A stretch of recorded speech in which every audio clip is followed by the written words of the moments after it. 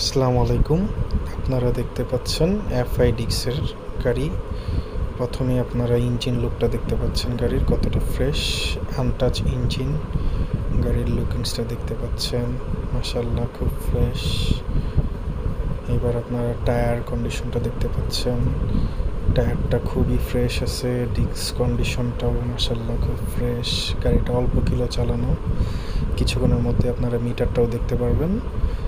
গাড়িটার লুকিংটা যদি বলি আমি, দুই একটা ছোট ছোট স্ক্র্যাচ ছাড়া গাড়িটাতে আহামরি কোনো কিছু নাই।